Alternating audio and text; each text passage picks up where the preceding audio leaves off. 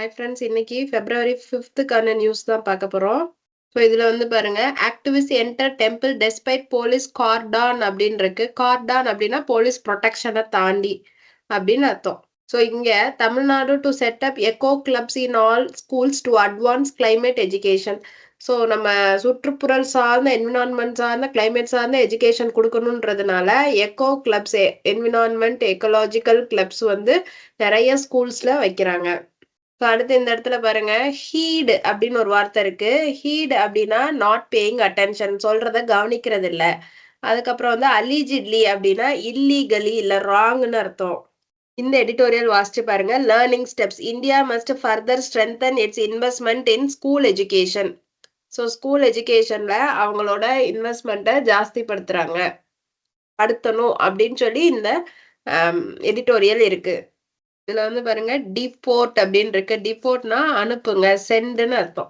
So eternity அப்படின்னா endless டைம்னு அர்த்தம். சென்ட் இல்லீகல் ரெசிடென்ஸ்னு அர்த்தம். டிபோர்ட்னா இந்த இடத்துல ஆர்டீல் அப்படின்னு இருக்கு பாருங்க. ஆர்டிங்னா அன்பிளசன்ட் எக்ஸ்பீரியன்ஸ். நம்ம பிசினஸ் நியூஸ்ல வந்து இன்னைக்கு என்ன இருக்குன்னா, monetary and fiscal policy. So பிசிக்கல்னா ஒரு இயருக்கு என்னென்ன பாலிசி கொண்டு வரணும், மானிட்டரினா மணி வைஸ் கொண்டு வரக்கூடிய ரூல்ஸ். அது ரெண்டுமே வந்து ஒன்னோட ஒண்ணு நல்லா இணைஞ்சு வேலை பார்க்குற மாதிரி இருக்கணும். ஸோ ஒன்று வேலை பார்த்தோன்னே இன்னொன்று அப்படின்னு சொல்லியிருக்காங்க. டேண்டம் அப்படின்னா to work one behind the other. So ஒரு அண்டர்ஸ்டாண்டிங்கோட அது வேலை பார்த்துருக்கணும் அப்படின்னு சொல்றாங்க. ஸோ ஜான்வரியில இன்ஃப்ளேஷன் வந்து லைக்லி கூல்டு, கொஞ்சம் குறைஞ்சிருக்கு அப்படின்னு சொல்லியிருக்காங்க.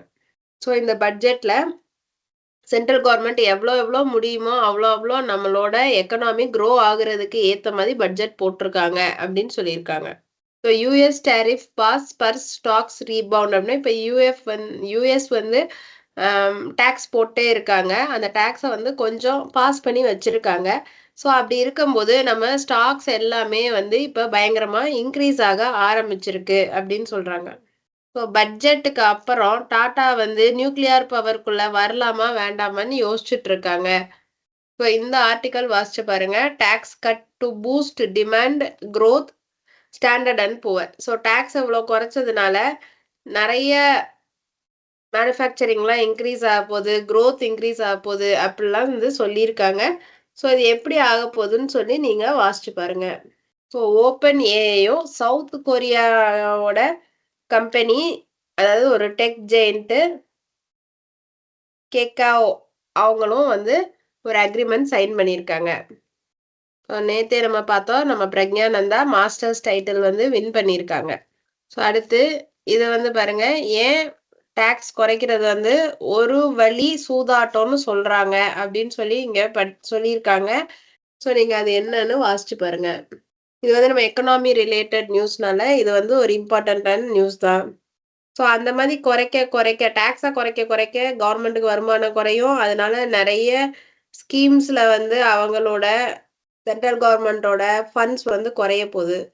ஸோ அடுத்து பெக்கர் தை நெய்பர் பாலிசி வந்து ஒரு இந்த உலக வர்த்தகத்தையே அப்படியே ஸ்தம்பிக்க வைக்க போகுது அப்படின்னு சொல்றாங்க. இது என்ன பாலிசி அப்படின்னு பார்த்தீங்கன்னா, அதாவது இப்போ ஒரு 2 கவர்மெண்ட், இப்போ for example US and India இருக்கோம் அப்படின்னா, இதுல ஒரு கவர்மெண்ட் வந்து யுஎஸ் வந்து அவங்க கண்ட்ரியை பெனிஃபிட் பண்றதுக்காண்டி நம்ம கண்ட்ரியை கஷ்டப்படுத்துறது.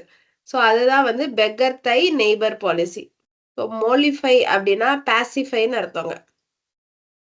மோலிஃபைனா மாத்துறது, பாசிஃபைனாலும் நம்ம வந்து மனசு மாத்துறது, இல்ல சமாதானப்படுத்துறது அது மாதிரி. Okay friends. இன்னைக்கு நெறைய மீனிங்ஸ் தான் பார்த்தோம். எக்கனாமி நியூஸ் கம்மி தான். Thank you friends.